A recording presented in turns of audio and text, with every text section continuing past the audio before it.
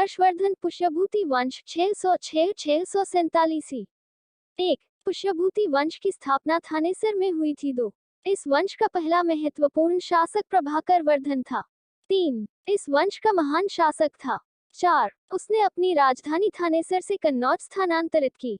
5. हर्षवर्धन शासन की जानकारी बाणभट्ट की रचना हर्षचरित्र से मिलती है। 6. नालंदा मधुबन तथा बांसखेड़ा अभिलेख से भी हर्षवर्धन के जीवन का तथा शासन का पता चलता है। 7. चीनी यात्री हिनसांग हर्षवर्धन के शासन काल में भारत की यात्रा पर आया था। 8.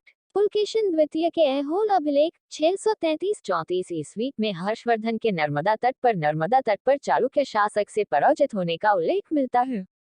9. हर्षवर्धन ने विशाल सी तैयार की थी जिसमें 60,000 हाथी और 1,00,000 घुड़सवार थे। 10. हर्षवर्धन ने 641 ईस्वी में चीनी शासक के दरबार में एक राजदूत भेजा था।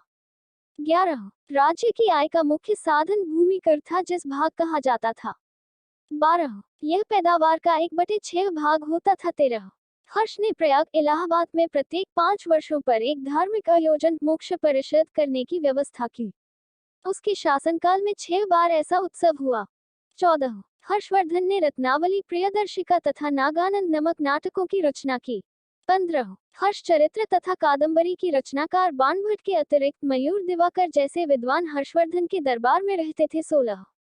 हर्षवर्धन के समय नालंदा विश्वविद्यालय का कुलपति शीलभद्र था। 17. हर्षवर्धन के समय बौद्ध धर्म के प्रचार के लिए कुमारजीव परमार्थ सुमाक तथा धर्मदेव चीन गए।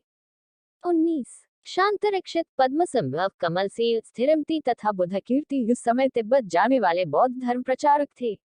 20. मधुबन तथा बांसखेड़ा अभिलेखों में हर्षवर्धन को परम महेश्वर कहा गया है। कुंभ मेला का प्रारंभ हर्ष ने किए थे।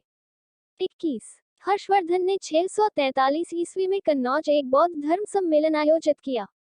इस सम्मेलन की अध्यक्षता असम के शासक भास्कर वर्मन को सौंप दी गई थी।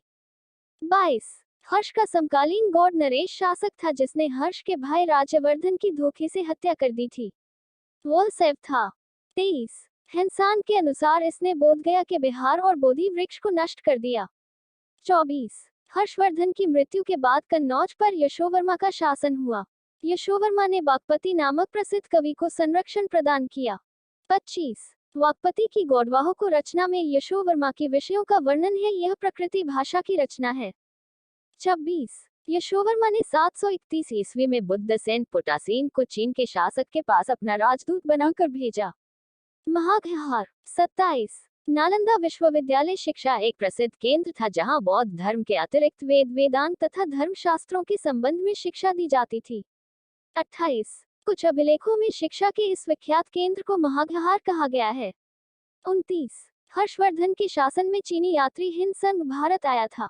30. उसका यात्रा सी यूकी के नाम से जाना जाता है।